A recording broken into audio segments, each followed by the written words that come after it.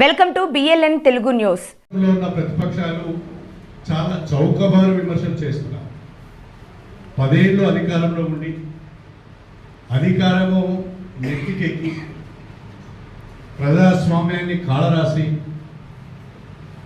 ప్రజాస్వామ్య వ్యవస్థలను రాజ్యాంగ వ్యవస్థలన్నింటినీ కూడా సర్వనాశనం చేసి ఇవాళ తగుదునమ్మా అని చెప్పి నీతులు చెప్పే ప్రయత్నం చేస్తున్నారు. అవినీతికి అక్రమాలకు మారు పేరు బీఆర్ఎస్ పార్టీ గత ప్రభుత్వం. ఉమ్మడి వరంగల్ జిల్లాను 6 ముక్కలు చేయొద్దు, ఈ జిల్లాకున్న చరిత్రను నాశనం చేయొద్దు అని మొత్తుకున్న వినలేదు. ఆ విషయంలో నేను గట్టిగా ఎదురు తిరిగాను కాబట్టే రెండవసారి నాకు మంత్రి పదవి రాలేదు. ఆయన నేనేమీ బాధపడలేదు. కానీ ఇవాళ వరంగల్ జిల్లా 6 ముక్కలై ఎవడడిగిందని చేశారు? 6 ముక్కలు ఎందుకు చేయవలసి వచ్చింది?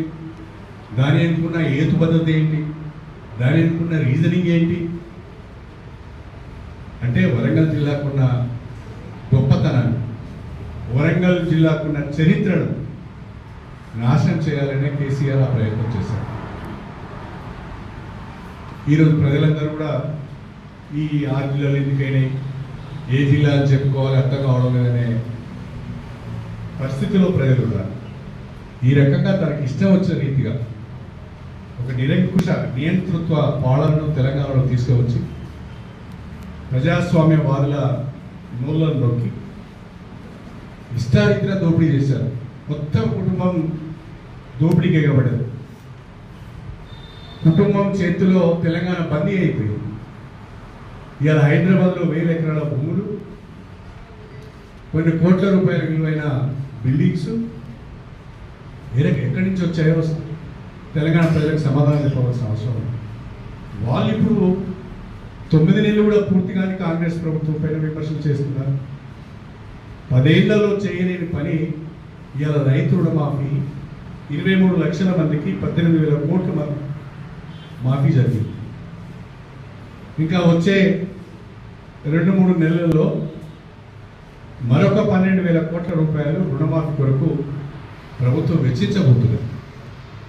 ప్రభుత్వానికి సమయం ఇవ్వకుండా ప్రభుత్వం నిధులు సమీకరించుకోవడానికి ఏ రకంగా ఇబ్బంది పడుతున్నదో తెలిసి కూడా రాష్ట్ర ఆర్థిక పరిస్థితిని ఆగం చేసి అప్పుల ఊపిలోకి నెట్టి ఖాళీ ఖజానాను అప్పచెప్పి ఇవాళ మేమేదో బ్రహ్మాండంగా పూర్తి చేసేసామని మాట్లాడుతున్నారు. అదేవిధంగా సిగ్గు